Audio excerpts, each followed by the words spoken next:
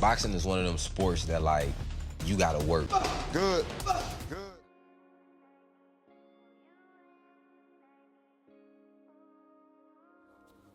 Welcome, fight fans, to my channel. This is Johnny, and today we're going to be going over the statistics that nobody talks about when mentioning Frank the Ghost Martin. Alright guys, it's fight week. There's a lot going on in the world of boxing. I'm going to be making a lot more videos this week talking about those events. We got Puerto Rico with Matias and Pero. We got the big card June 15th with David Benavidez, his first fight at light heavyweight, taking on Alexander Gvozdyk. But in this video, we're going to talk about that fight card's main event, Gervonta Tank Davis versus Frank the Ghost Martin. I want to remind everybody who Frank the Ghost Martin is. We're going to go over his strength of schedule, see what he's been up to, talk about his advantages and disadvantages going into the biggest fight of his career, and stay tuned to the end of this video. I'm going to give you the strategy and game plan on how Frank the Ghost Martin could pull the big upset and actually beat Gervonta Davis. Guys, Frank Martin is 18-0 with 12 knockouts. He's currently ranked number 8 in the world in the lightweight division. That's 135 pounds. He has 94 total pro rounds boxed, and he has a career 67% knockout to win ratio. The 29-year-old American is a southpaw, standing at 5'8" with a 68-inch reach, and his adoring fans call him the Ghost. Guys, it was only a few months back where we thought the contracts were signed between Frank Martin and Shakur Stevenson, and Frank doesn't accept the fight, doesn't really say too much about it, but that's when Shakur Stevenson goes on the attack and started bashing Frank. And months pass, and then Shakur takes a fight with Edwin De Los Santos. Frank Martin still didn't say anything, and then the fans piled on Shakur, evidently for his pedestrian performance in their eyes against De Los Santos. But soon after that fight, Frank Martin signs the biggest fight of his career to get the Tank Davis fight. And if you remember, Frank Martin's last fight, he fought Harutnian. Guess who Shakur's fighting?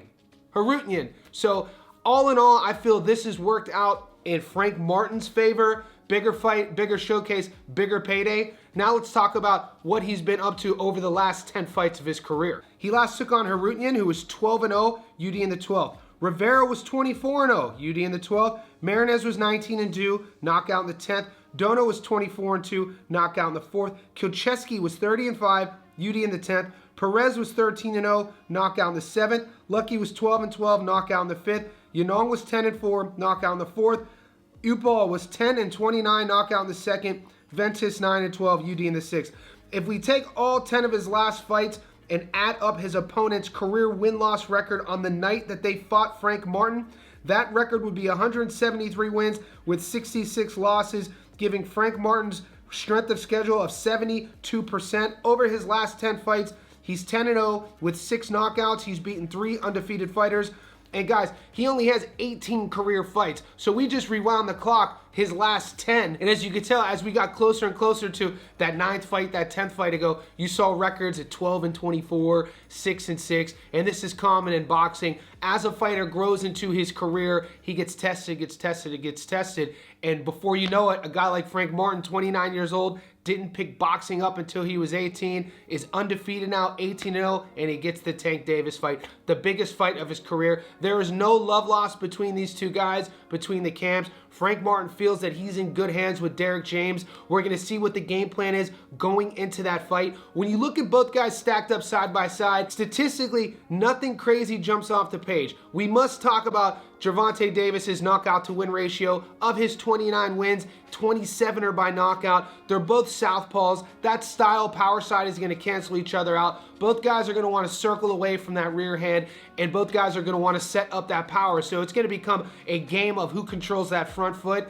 Now let's talk about how Frank Martin can beat Gervonta Davis. Guys, if Frank Martin wants to go in there and upset the odds makers and get the biggest win of his career, he's going to have to get Tank Davis's respect right off the bat. He's going to have to stay in the pocket and feel Tank's power early. We know Tank hasn't fought since last April against Ryan Garcia. If you've been watching all of the Tank interviews, he is a focused man. He says prison has changed him. His discipline has never been higher, and he said he's going in there to make a statement. With that being said, Frank Martin has to adhere to that. He has to keep Tank in front of him, and he has to push Tank back. And if anything, when Tank pressures him, he has to stay there, defend defend and try to counter. The minute Frank Martin starts losing that footwork game and starts backpedaling, Tank is going to lose all respect for him, and he's going to look for his power shots. And we know Gervonta is dangerous in all facets of the fight, specifically when he's pressuring his guy against the ropes and he's looking for the huge uppercut. Think of the Leo Santa Cruz knockout. So for Frank to manage this, front foot,